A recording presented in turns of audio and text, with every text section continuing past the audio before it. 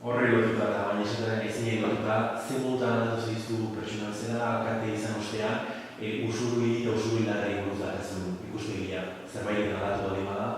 Era bat, beste modu bat tara ikusten dut zola, beste filtro gabezu. Etzea herritasoil bat, etzea zu herritasoil bat kalean pasatzen den zeanian, ze danak behiratzen dizute eta alkatea ikusten dute.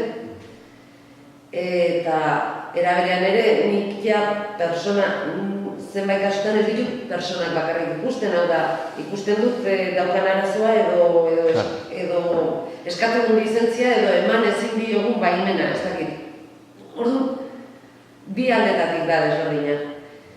Gero, herria asko ezagutu, basarri asko ezagutu ditut, jende asko ezagutu, asko, batzu bain ikan izenez ez nahi zehatzen, baino, lehen biztaz, mira, guangoa da, eta gauza asko ikasi ditut herriak buruz, herria ezagutu ditut. Eta gehiago gustatzen zaitu orain herria, hori dela 4 urte baino, uste, gauza asko oso onak ditula herri honek. Eta igual baloratzen ez ditugunak. Eta politikoarekiko figura, orain beste modu batean ikusten duzu, zepetxetet orain arte zinan ardura hauetan aritzen, kazetari zinan, kazetari bezala segurazki politika kontuetaz jardun zara politikoekin, zu 4 urte zontza politiko bezala,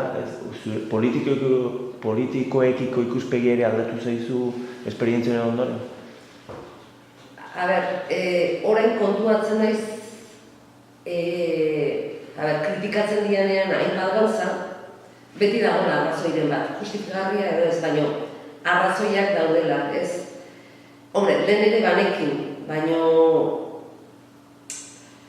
igual pixka bat ikasi dut, urte hauetan da, lehendabiziko juzgo horrekin, edo gauzak ez diala izaten beti esaten dian bezala, ez? Beti dagoela bersio desberdinak, behitzat, ez? Edo bersio desberdinak egon daitezkela. Udalgintzan, esan nahi dute. Politika oroar, politika mailan, beste...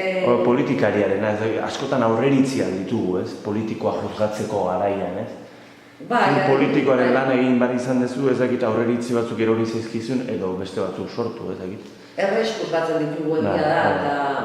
Eta oso gaizki dagoelako ikusita oroar eren publikoan aritzen den jendartea, bereziki politikoak, ez? Oso azken aldiantan fama honik ez du politikoa, ez? Bai, eta fama txar hori pixka bat kate bada eta baita estereotipoak daude.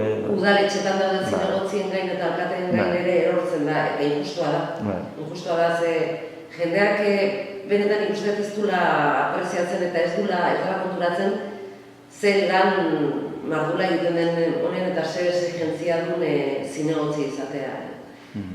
Lana da, lankarra izugarria da eta ardura handia da. Eta, jendeari zai oso ondo bizi diala, batzuk badia gainera pentsatzen dutenak izugarrizko dirutza jasotzen dugula, bada jendea, horrela pentsatzen duena. Eta, hori beste toki batzutan izango da, hemen ez da horrela ez. Orduan bai, nolabait injustua da eta kritikak egiteko joera handia dago. Eo zer gauzaratik, udalak hindu gora igual udalak ere hau, ez dakitzat, horretarako gau ere badakigu, ez?